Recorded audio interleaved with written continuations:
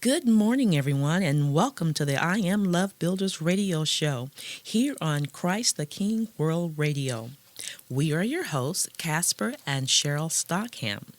The I Am Love Builders radio show is a 1 hour daily show devoted to all things dealing with healthy relationships and communication. Whether you are married or single, you will enjoy this show. We will have special guests, a time for questions and answers. We will also provide great tips, tools, and strategies for you to have a healthy relationship with your spouse, friends, and our family. Now, sweetie, we just got back from an awesome anniversary trip. Yes, it was wonderful. Oh yeah, it was great. So we went to New York, City in the Manhattan area. We were down in the Battery Park area, and we were fortunate to win a trip from Highlands Ranch Travel to the Ritz-Carlton Hotel. Oh yes, It was awesome. yes, we were there for 3 days and 3 nights. And you know what, Clarence, my wife, I have to tell on my wife because she actually fell in love with another man while we were there. Yeah, his Yeah. name was Max. Oh boy, Max. We're gonna talk about Max, okay? But actually, I fell in love with Max too. So yeah, Max. We're gonna tell you about Max. So, today, what we want to talk about is having a vision for your relationship. Yes, and having some setting expectations. Yes, and having some goals. Because, we're real good at having goals for our career, goals for our finances, Yep. but we never think about having a vision, a goal, a plan for a healthy relationship. That's a fact. And consequently, we find ourselves in cycles. We go in a relationship and then out, and in and then out, and pretty much keep picking the same type of person that's just not working for us. Yes, I can relate to that. Doing that for 42 years, failing miserably. Yes. But then I found the sweetie. That would be me.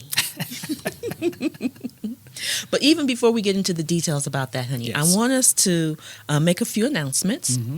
We have a marriage workshop coming up. Yes, we have a workshop coming up this on the 11th of October. It's a Saturday. It's going to be at High Point Church in Aurora. So if you're in the Denver, Aurora area, you need to come out to this marriage workshop. Going to have a great time. It's going to run from 9 to about 4:30, and it's free. And Clarence, they provide food And child and care. child care. There's no excuse for a couple not to come out and have a great time. We're going to learn a lot of great tips and strategies when it comes to marriage and relationships, and we're going to feed you on top of that. So, And I just want to point out, because a lot of times when couples, be it the man or the woman, hear about some type of marriage relationship workshop, they think, oh, my marriage is in trouble. Yeah. Or I have to go when my marriage is in trouble. right. But that's not the case. No, in fact, if you do that, sometimes it's too late. You need to, Right. you need to be working on that all year long. Right. So this is a workshop, and Casper and I will be facilitating. Now, we're not here to tell you what to do, but we are there to give you some tools, some tips, some strategies on how to handle certain topics like communication Yes. and handling conflict. Conflict resolution, absolutely. And then we're going to talk about having fun. Are we going to talk about sex? Is that having fun? Yeah, for me. Then we'll talk about sex. All righty then. That's what I'm talking about. So we're going to talk about you having a specific date night, because that's important. Very important. So it's going to be awesome. Mm-hmm. And so we just want to invite everyone. There's really no excuse not to come. Come with a positive attitude. Yes. So think of it this way. If your marriage is a 2, this will be an opportunity to make it a 3. Mm-hmm. And if it's already the top, a 10, then this is an opportunity to make it an 11. There you go. So don't be negative about it. Come on out, have fun, meet some new couples, and enjoy it. Enjoy it, yeah. So let's get back to Max, though, because, I'm still thinking about Max. I'm actually in love, too. So Max was awesome. So The whole concept behind Max is a real person, but we were so blessed. God just really did above and beyond what I could have thought about or even imagined. He's so true to his word. Hmm. And our all expense paid trip included us having a room on the club floor of the Ritz Carlton. The 11th floor. If you ever get to the Ritz Carlton, if you can get through the elevator system, because you got to have a card to get to this this level. Yeah. And if you leave your card in the room, you're done, man. You can't go anywhere. in the Can't do hotel. anything. Can't do anything. So at the club, in the club, it's like being on a cruise actually. Yeah. I mean, because you get in the morning, they have a little mini breakfast buffet for you. And when she says mini, it's not mini, it's maxi. I mean, they got everything. It's enough to fill you up. And Yeah. then they had lunchtime, they have lunch for you, and then in between lunch and dinner they have snack time, and then at dinner they have nice hors d'oeuvres, and then after dinner they go into dessert mode. Yes. So then you have like 2 hours where you can just come in and have some scrumptious, delicious desserts. We were full the whole time. Yes, and they were constantly offering, did you want champagne? Yeah, max. Would you like, can I get you a drink? Wine, champagne, Chardonnay, a Merlot. What do you want? Coffee, tea. The hot chocolate was the bomb. Oh, hot chocolate was even better than all the alcohol. It's off the chain. So it was just like for us, because we've never been on a cruise. Never been on a cruise, but we have an announcement about that. But man, It was an opportunity for us to have a little sample what it's like being on a cruise ship. Mhm. Yep. So it was good. And Max was just there to wait on you, hand and foot. And there was also Yolanda, and Yeah. they were so kind. They just walked. How are you doing? Excellent customer service. Excellent. Off the chain. Well, Ritz Carlton. What? Well, they lived up to the expectation. Yes, they did. Yes, they did. So we had fun. Yep. And we got T-shirts. We did. So we're I gonna love have to- New York. Yep. We're gonna have to have Clarence take a picture of us in our New York T-shirts, and we visited the memorial, the 9/11 memorial. So we got our wristband, and it's something that a lot of times we don't want to think about. We know what happened, and we know they're recovering. That whole area was devastated by the by the incident. So now they're in recovery mode, and it's been 10 plus years. Believe it whatever. or not, it's been 10 years. Yeah. So now the new building is up. It's almost complete. I think they're going to open it here in I think in 2015, or was it late fall? I Yeah. can't remember. Yeah, but the building itself is there, and we took pictures and stuff. It's it's when you're down in that area, you can see that building from any spot in that little in the Battery Park area. You can see that building. Mm-hmm. So it's just an awesome sight to see, but then it's also humbling to be there at the memorial, and they have the water that's running into the spaces where the buildings were, and that's even pretty imposing because you're looking at it and it's just this huge area. It's like an infinity waterfall. Right. You don't see an end of it. It's very emotional. I found myself, because along the rim they have engraved all the names of the people who lost their lives. The names, and then the names of the firemen, fire engine, the police station, officers, all that stuff. all of the emergency first responders. First responders, yeah. And you still get choked up. I mean, I do. Yeah, I get choked did. up. I got teary-eyed. I had to hold it back. It's like, oh my God, I'm going to Yeah. start crying. Yeah. And then they had this tree. Remember the tree? The tree. Now there was a tree that was in the area that was uprooted. So they decided the folks that were clearing out the area, they decided to try to save this tree. Yeah, because the roots weren't dead, Right. but the top part of the tree itself was damaged Right. because of the explosion. Right. So they replanted this tree in a totally different area. They took the tree, To a replanted nursery. it to a nursery, and then when they had the storms a couple years ago, was it Sandy or whatever that came in? That storm uprooted the tree again from where it was. It wasn't at 9/11 anymore. It was in a different location. Uprooted the tree. They found the tree, saved it, replanted it again, And then once they completed the grounds around the memorial Site. they brought the tree back, replanted it at the site, and now it is growing and flourishing at that site. Yeah, and you can see on the tree the part that got scorched from the explosion is really that part of the bark is really dark, And but the looks new old, too. growth, it looks old. So the new growth though is not as dark, and they had quite a bit of new growth. So A lot of new growth. it And they said it blooms in the yes, as I think the they spring? said white blooms. Yep. So it was phenomenal. It was really a good time. Yeah. So Max got us thinking, what are we going to do to top next year? Yeah. So next year, we are going to go on a cruise. So Yes. stay tuned, folks. We want you to go over to our Facebook page and our website site, IAMLBbuilders.com, because we're going to be posting information about a cruise that we're going to be working on. We're going to have our travel agents start to prepare this. We're going to take a cruise for couples. We're probably going to have half dozen to a dozen couples total that are going to be with us as we go on a cruise and celebrate Max. And we're going to talk about communication Yes. and some tips and some tools on how you can enhance, improve, and nurture your relationship. Oh, yeah, it's going to be a fun cruise. So we're going to have all the details on that. Stay tuned to the show. Stay tuned and plugged into our Facebook page. You can go to I Am Love Builders on Facebook. You can search for I Am Love Builders on Facebook. You can find us there. You can find us at our website as well. So we're really, really excited about that.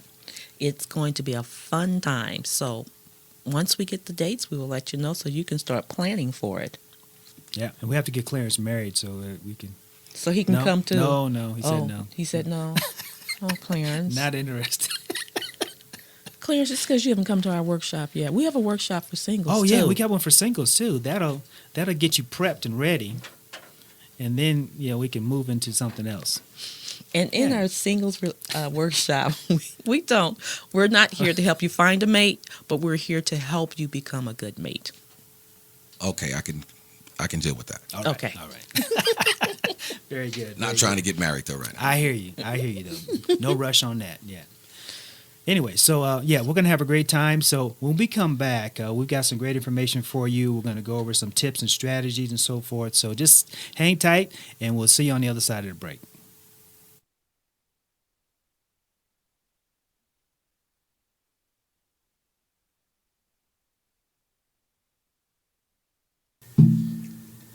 All right, so welcome back. We're excited to be here. I'm here with my sweetie, Cheryl, and I'm Casper. And we are now going to talk about, Having a vision for your relationship. yes, vision. Now, so many times we have visions about everything else. Mm-hmm. We have a vision about our career, Yes. who we want to be when we grow up, and how we're going to climb up the corporate ladder. And we have a vision for our finances, how we we're plan our going to vacation. right, Yeah, vision a for, yeah. how you're going to travel and go to places you want to go. But we don't really stop to have a vision for our relationships. Yeah, what do you want that to look like down the road? Right. Especially if you've been having a series of bad relationships, Yeah, I think I can relate to that. or you've been divorced 1, 2, Three, 3, four, 4, yeah. so many times. Yeah, I can relate to that.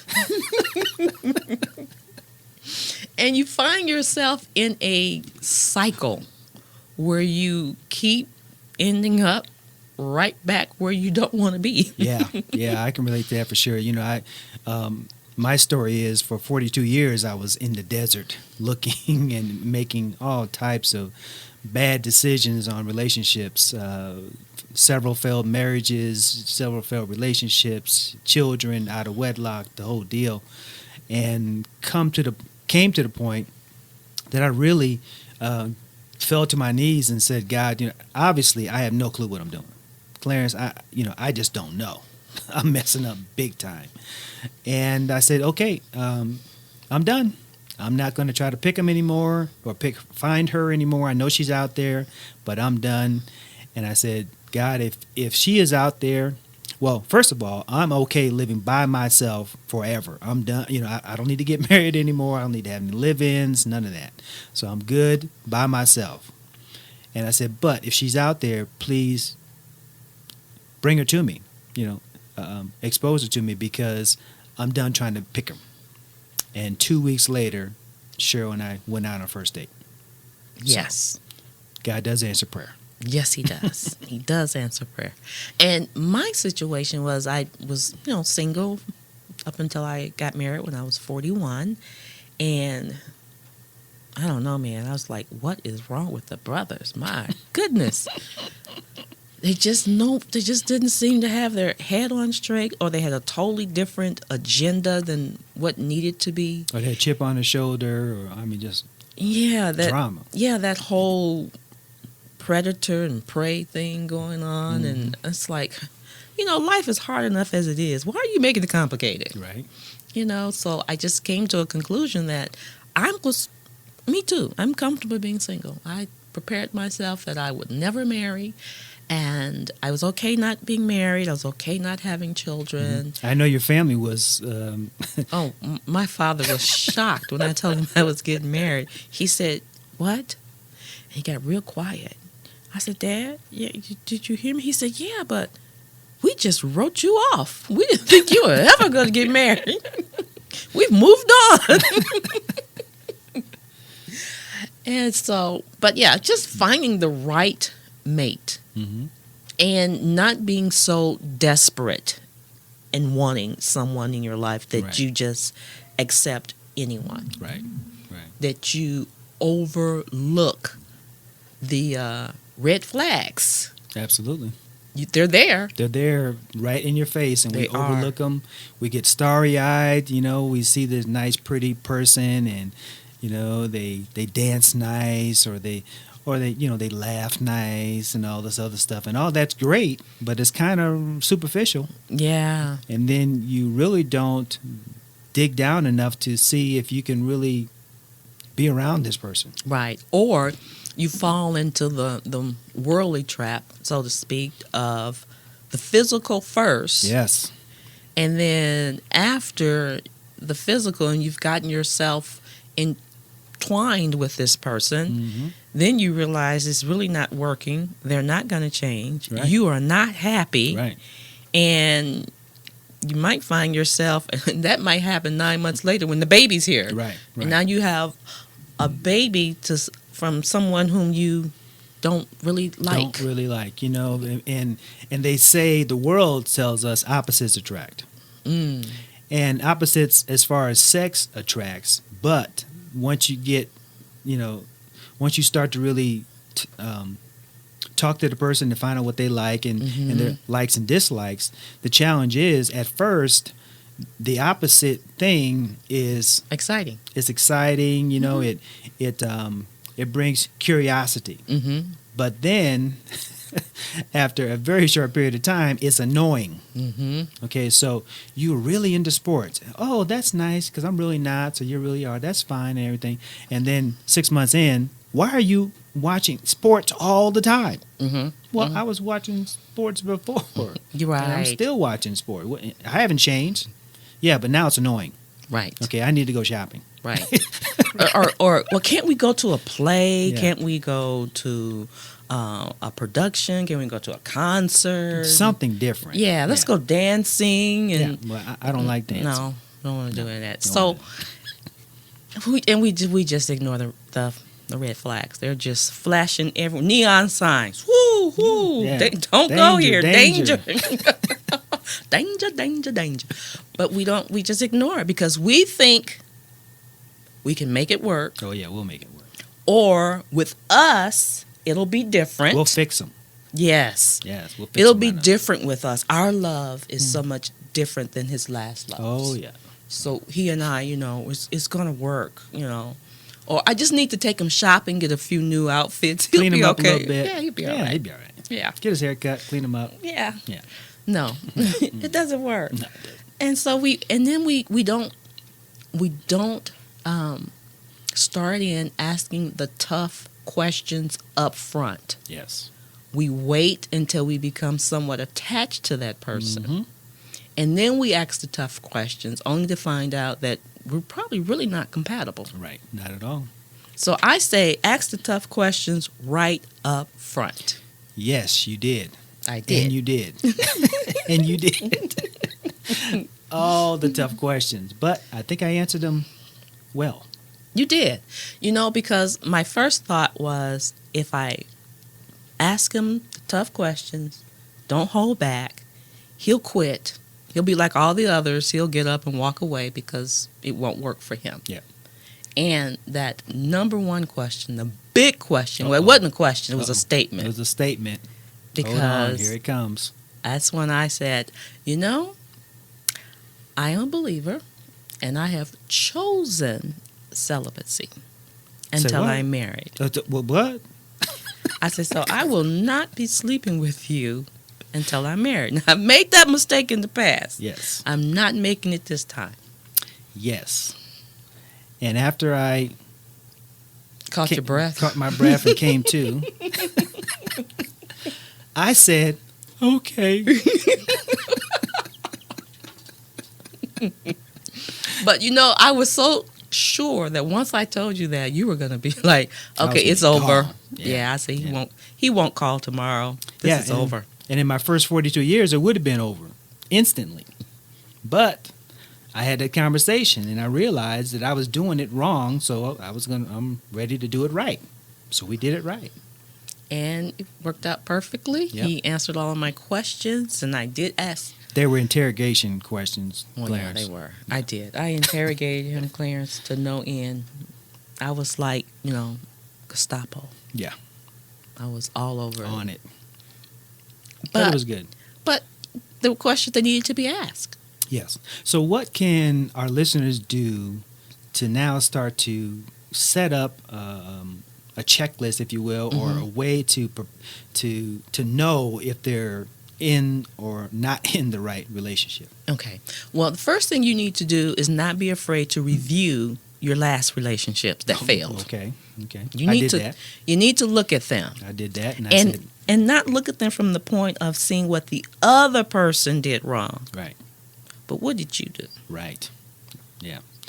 At the end of the day, it's about what can we or we can only control ourselves. Right. So we can't control Can't anybody change else, them. can't change anybody else. So it's about doing our part. What did we do, or how can we change ourselves to make it better? Right. So you need to be honest with yourself and look at what was your part. Yeah. Look at that relationship, what you liked, what you didn't like. Mm-hmm. And so when you're making a checklist, on your checklist, you're going to have things that they're your absolute must-haves. Got to have that bottom line. Got to have it. Yeah. And then there's your things that, okay, on these topics, I can be a little flexible. Yes. And then there's the bottom line. This is, I don't cross this Okay. ever. So those are the 3 categories for your checklist. Okay. So I think they should always seek a good match. Yes. Look for somebody that's compatible, not opposite. Right. Someone who likes the same things you like to do, likes traveling. If you like to travel, find someone who likes to travel. Right. Now you're going to have a great time traveling. Yeah. As opposed to you find someone that loves to go places and you don't. They're going and you're not. And then they're out traveling and find somebody that likes to travel. And then the enemy comes in and says, hey, I like to travel. You like to travel. I know your spouse doesn't, but that's okay. We can go together. It'll all be fine. Yeah, we can be friends. Friends. Oh, yeah. Yeah, we can be friends. Yeah, so you want to, and we're not going to be identical, No. but you want to find someone that has as many things in common as possible. Absolutely. So that would be, you want to have a good match. And don't do the makeover project thing. Don't find someone that you can fix up and clean up and dress up and No. change the way they talk and the way they act and what. I mean, that just doesn't work. You got to be able to like them just the way they're they are. Absolutely. The good, the bad, the ugly. And the ugly. Yes. The brokenness, we all have a degree of brokenness. Mm-hmm. And so you got to be able to like them just the way that they are. Yeah. And not only that you don't want a makeover project, Mm-hmm. but you don't want to be a makeover project either. Am I a makeover project? So when you meet this person and they're always trying to change you, Yeah. mm, That's a problem. that's a problem. Yeah. And at the end of the day, you need to expect good communication and don't run from conflict.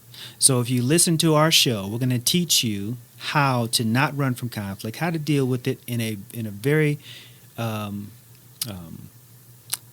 in a good way. Right. So that conflict winds up being something that you actually can learn from and have an intimacy relationship based upon that conflict. Yes. Okay, we're going to show you how to do that in So- the show. So We're going to take a break, we're going to take a break and we're going to come back and talk about some more good tips. absolutely. Okay? All right, we'll see you on the other side.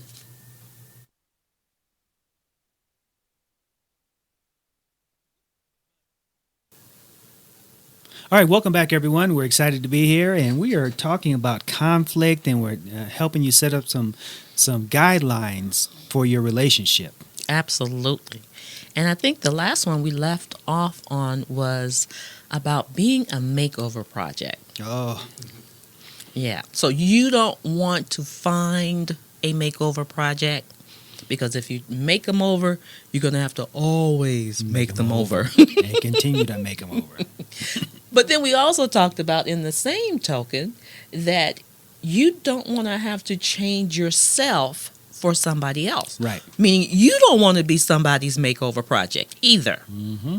So if they're always trying to change you, that means they don't like you the way that you are. Right. They're always saying, why do you do that? Or can't you just do this? Mm-hmm, mm-hmm, Or do we always have to do that? mm-hmm.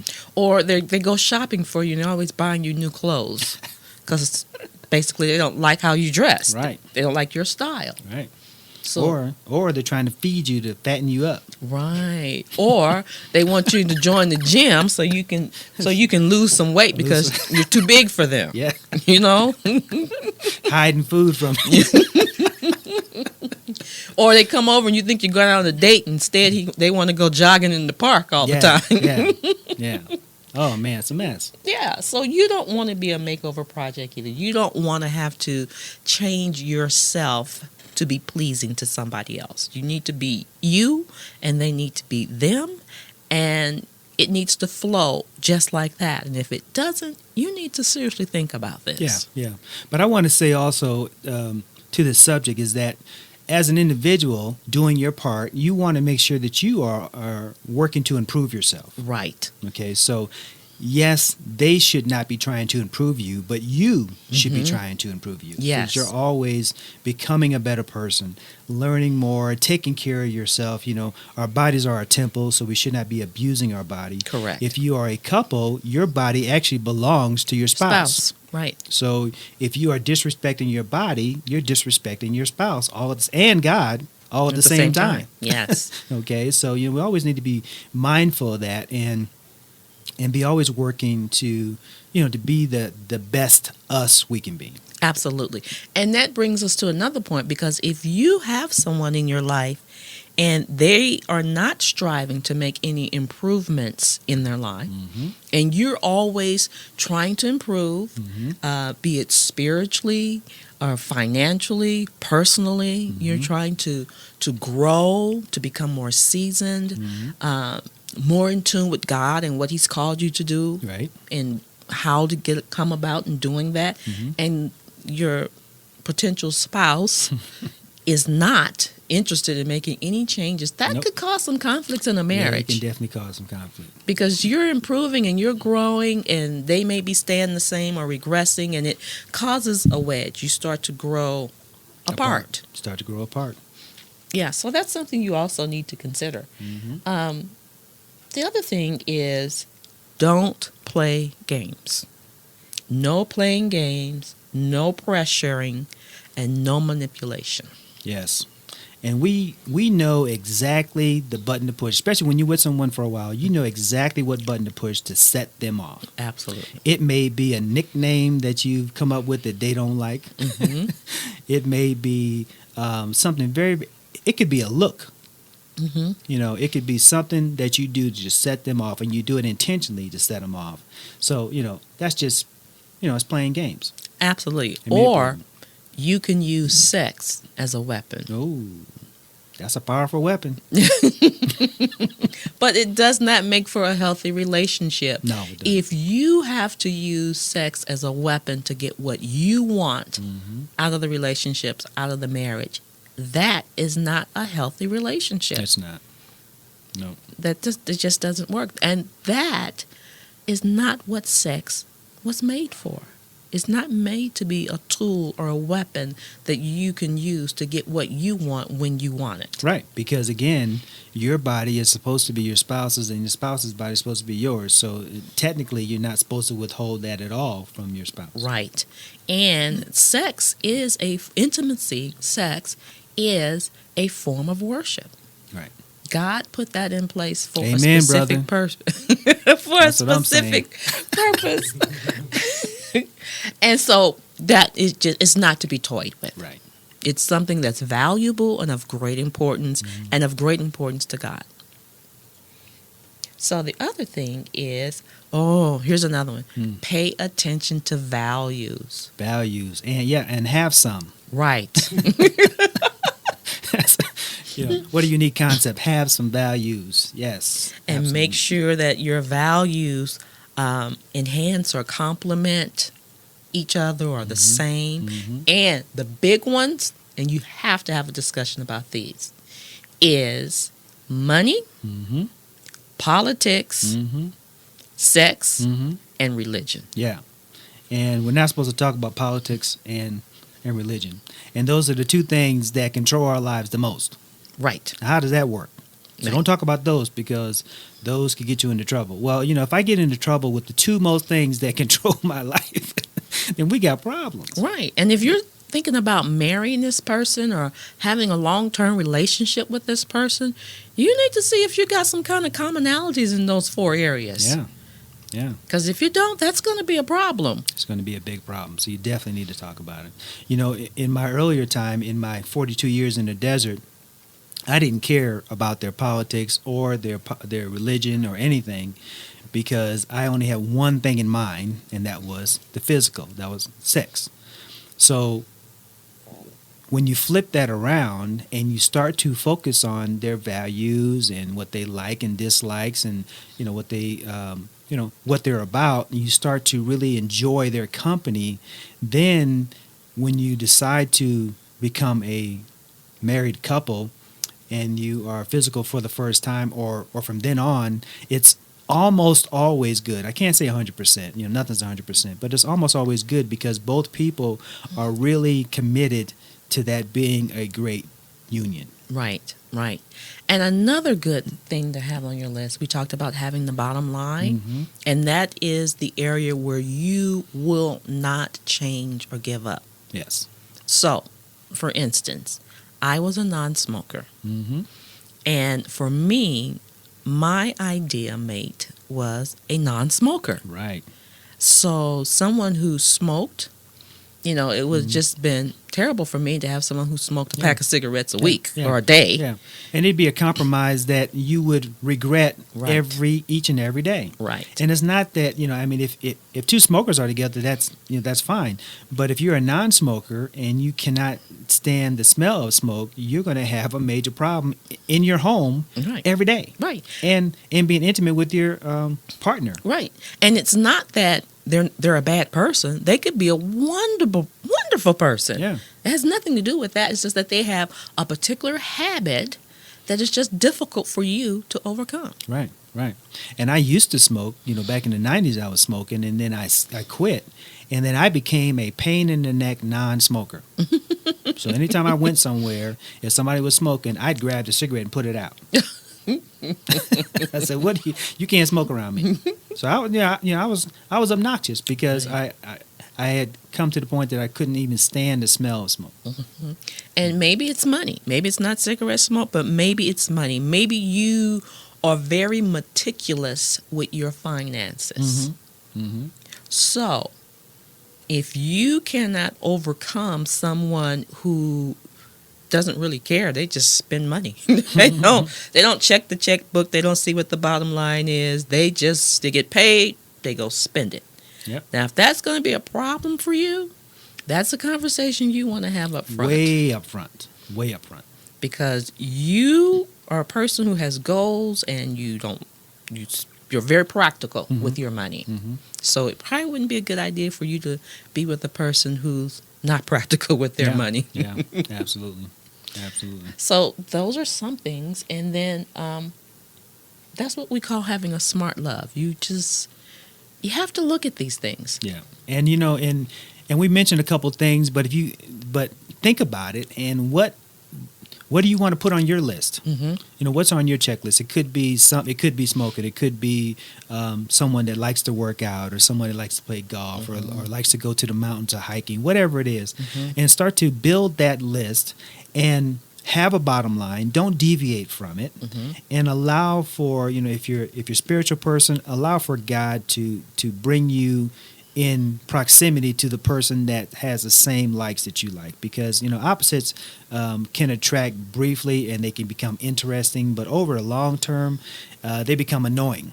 Right. Because you are looking at that person and asking them, like I said earlier, why do you keep doing that? Well, I've been doing it, and I've done it my whole life, and the whole time we've been together. So that's why I do it. And be authentic when you're dating. I can't remember, it was one of the books that we read, and they talked about couples who, when they're dating, they because they just want to be with each other, they do all kinds. Oh yes, they do all kinds of great and wonderful things together, and then after they get married, things change. Oh yeah, that's because they weren't authentic. So after they get married, then they go to being authentic, and the other person is like, but what happened to that person? Yeah, when we were dating, we used to always go do this. And when we were dating, you used to love to do that. And all of a sudden now, the truth was, you didn't really like it to begin with. Sure didn't. You just did it just because. You were just trying to, you thought that's what you needed to do to make the relationship work. Right. And if that's what it takes to make the relationship work, then you need to continue to do that. One of the things that comes to my mind is opening the car door. If you open the car door for your date when you're dating, then you need to open the car door for your wife or your spouse when you're married. When you're married, and continue to do that. And the most important car door you can open for your spouse is not the one in public. It's not the one at church. It's not the one when you go out to a club. When everybody's looking. The most important car door you could ever open in your life is the one in the garage with the door closed. So the garage door is closed, and you are opening a car door for your spouse, knowing that no one else saw that, but she saw it, and she felt it. Right. So be authentic, and don't deceive the other person, because they think they're getting something, and they're not. Yeah. So that's, you want to be for real. That is deception. That is deception. And you don't want to be that. You want to be authentic as humanly possible. Absolutely. All right, so we got some more great stuff coming your way. Stay tuned and don't turn that dial. We'll be back in just a moment.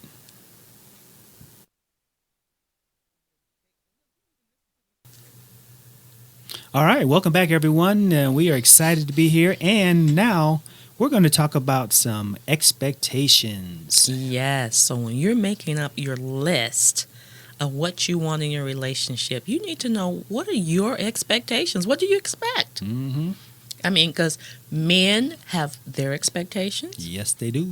And women have their expectations. Definitely. And so you need to know what your expectation is and be able to communicate. Yes. And where do those expectations come from?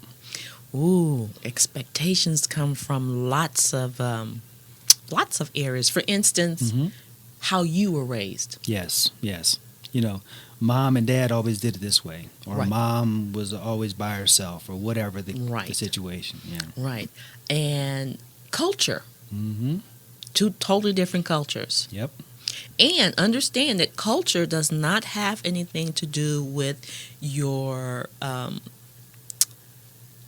race, your ethnic background. Right. I mean, because you could be the same race and still have two different cultures. Right. I mean, people in the North have one culture. Mhm. People in the South have Totally a different culture. Yep. We're all in the same country. Oh yeah. Oh yeah. I was thinking about Max. I hate to bring Max back up again, but Max, we were talking to Max, and Max is from Haiti, and we asked him, was he preparing any of the food, and he said that he never went into the kitchen. Right. Never went anywhere close to the kitchen. So if it wasn't his mom or his sisters preparing the meals, he said, he wouldn't eat. He said if he had to survive, he would die because he didn't know how to cook. Didn't know how to cook. Whereas when I was growing up, I watched my mom and I knew how to cook. So I could feed myself if I had to. My parents, that was important, that everyone knew how to do everything in the house. Right. Even if you didn't end up doing it, you at least knew how. Knew how to do it. Yeah. So another thing surrounding around expectations is, how about holidays? Our family used to always get together for the holidays, and then the other person, well, my family never got together. Right. Or my family always have traditional Thanksgiving meals for holidays. And our family used to go to Burger King. Right, yeah. So, especially when you have children. What are you going to do with the children? Right. Okay, so on Christmas Eve, we open our presents on Christmas Eve. Oh, no. Never open them. You can't do that. We have to open our presents on Christmas Day, and we all go to my mom's house. At 8 o'clock. That's right. Now, we're laughing, but for some people and some families, That's how they do it. this is a big deal. I mean, Yeah. an argument could happen. Could ensue very quickly. Yeah. So, along with expectations is, I forgot my thought. Well, expectations come in several forms. So there's unaware and things like that. So we've got an unaware expectation. So your spouse may be thinking that you should be doing something, but you have no idea. Right. You're not aware of it. For example, in their home, the man always took out the trash. Correct. So when you get married, the spouse is looking at the trash piling up, not saying anything because she just knows that you're going to take out the trash sooner or later, and you never do. Or she's nagging you about, well, when are you going to take out the trash? Aren't you going to take out the trash? Why do I have to keep telling you to take out the trash? Yeah, it's, I just got home from work. Why do I got the trash has been there all day? Yes. What are you doing? Take the trash out. I can't because my father always took out the trash. Right. Yeah. Men, that's man's work. Yeah, Men take out the trash. right. I might break a nail. Yeah. Exactly. So those would be like an unaware expectation. So they need to be communicated, Mm-hmm. and they need to be communicated often, Yes, very often. because we do change. We change all the time, and healthy people ask for what they want and need. Right. Always. Healthy Right. people ask for what they want and need. So if you have an expectation, you need to be talking about these with your spouse so that they know, so that they become aware. Right. So they are now, they know that this is what you would like to happen. Right. And so your expectations should be one of the things on the checklist. And Yep. you should know what it is that you're expecting and be able to communicate it to the Right. person. Right. Now, let's talk about unreasonable expectations. Ooh. Yeah. Mm. Because when you dropped the bomb on me that there would be no physical relationship before we got married, I could have went to the unreasonable category. That's unreasonable, Right. You could have. right? So even in that, you have to decide and have that bottom line on whether your expectations are going to be reasonable or unreasonable. Mm-hmm. And then maybe you still have to have the bottom line and say, well, I don't care. That's my, Yeah. that's it. So, and on the other side, I had to decide whether that initially unreasonable expectation now becomes reasonable Mm-hmm. because I need to change the way that I'm looking at things. Right. So I made that unreasonable expectation in my mind reasonable. Mhm. That was a reasonable expectation. And of course, that can't happen unless we sit and talk Can't about talk it. about it. And you have to talk about it beforehand and not when you're in the middle of a heated discussion Mm-hmm. or argument. Yeah. Or you're in the middle of a heated physical exchange. Yeah. It's like, oh, by the way, I know you really want to. I can tell, but There will be none there of will that. be none of that. That'd be a problem. So expectations must be spoken often. They must be communicated. Mm-hmm. Even if they're unreasonable, you still need to discuss them so Yes. we can determine what's really unreasonable. What is and what isn't. Mhm. And they must be made aware. Yep. So you have to tell people what it is you want. Yeah. Mm-hmm. If they don't know, there's no mind readers. No mind reading? No. No, you don't want to do that. No, it's like, okay, didn't you get that thought? Didn't you know I was thinking that? I have still in 12 years, I have not been able to get that thought. You haven't? I can get the look though. When I see the look, but not the thought. But not the thought. Yeah. You should be able to read my mind after 12 years. I know I should be able to. But you can't read my I can't mind? read your mind. Oh, that's going to be a problem. That's gonna be a I'm problem. going to put that down on my list. I want a mind reader. Next one's going to be a mind reader. Yep. So, okay, don't write that down No. because there aren't any. Absolutely, absolutely. So let's see. And then we have the unspoken expectations. So you're thinking it, like you're talking about the mind reader, but you're not saying it. Healthy people ask for what they want and need. Don't you just know what I'm thinking? No. You should know what I want. You should know what I'm thinking. And you should tell me what you're thinking so I don't I have to should, guess. if you love me, I shouldn't have to say it. And it's like, and with women a lot of times they'll say, "Are you hungry?" And I'll say, "Well, actually, no, I'm not." Well, okay, I'm going to go get something to eat. So what she really meant was, "I'm hungry." And you need to take And you me need to to- go get something to eat. So after a while, you do get to know those things. So that's kind of like mind reading a little bit. Yeah. But that's just because you spent so much time with the person, you get to know them Mm-hmm. and who they really are Right. because they haven't tried to hide themselves from you. Right. And so when it's a relationship like that, the longer you are in a relationship, especially husbands and wives, once they spend some time with each other, they kind of start to know, what he likes or what she likes and what they don't like. Mm-hmm. And so they know how to give it to them. Because for them, it's a reasonable expectation. I can do that. It's not when it's something wild and crazy and you get angry because you didn't know what I was thinking. Right. It's just not going to happen. Absolutely. So as you continue to listen to our show, you're going to get a lot of tips and strategies on how to have a healthy relationship. That's what we're all about. IAMLoveBuilders.com. We're going to have great tips and strategies over there. You can go to our Facebook page as well. And we are going to introduce something to you called the Love Tap. Now, the Love Tap is something that you want to do for your spouse, and it's called telling a positive story. So we want you to go on our Facebook page. We want you to go to our website and contact us. And eventually we want you to call into the show and tell us a positive story about someone that's close in your life. It could be your spouse. It could be your children. It could be a coworker that's really done something awesome for you or with you. And we want you to share that story. Now, the caveat to that is if you have a business, once you do that Love Tap, now we're going to give you a chance to share what you do for your business. So maybe you can get some free advertising or some free publicity, if you will, for your business. Because in doing the Love Tap, when you share that Love Tap with other people or about other people, now we're going to give you the opportunity to talk about what you do. So it just gives you a way to get some potential exposure for your business, but it also shares that it's like doing the random acts of kindness, right? So it's a random act of kindness that you're putting out there in the atmosphere, and then because of that, we're going to bless you with the chance to share what you do in your business.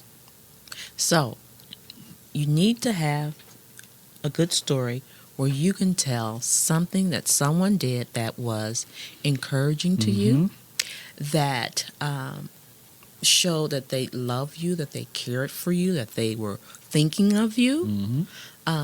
Because Our stories are important. Very important. You know, and everybody has a story. But we don't want to get caught up in always telling the negative stories, No. especially in relationships. It seems like we can always point out the negative things, Mm-hmm. the bad things. He did this, she did that. But let's point out something good, something that they did that was wonderful, that really inspired you, that Yes. really made you feel loved and cared for. Yes. So those are the type of stories we want to have. Mhm. Those are the type of stories we want to hear. Absolutely. So, love taps. Tell a positive story about someone that has affected you positively in your life and your relationships. We're really excited to be able to bring this program to you. Again, you can reach us on IAMLBbuilders.com. You can also go to worldmediaministries.org and find our show. You can find the times of our show there as well. You can reach out to us on Facebook and just do a search for I Am Love Builders on Facebook. Please, please, please share a positive story on our website, and we'll be more than happy to share that on the show. So we're excited to be able to do that. And we'd like to thank you for spending time with us today. And please send us some comments. What did you think about the tips that you heard today? And are you going to start your checklist? If you're Yes. single, what is your checklist? Yes, Get one started. absolutely. So until the next show, my name is Casper Stockham, and my lovely wife Cheryl is with me as well. We are IAMLoveBuilders.com, and we're excited to be here, and we'll see you on the next show. Have a good day.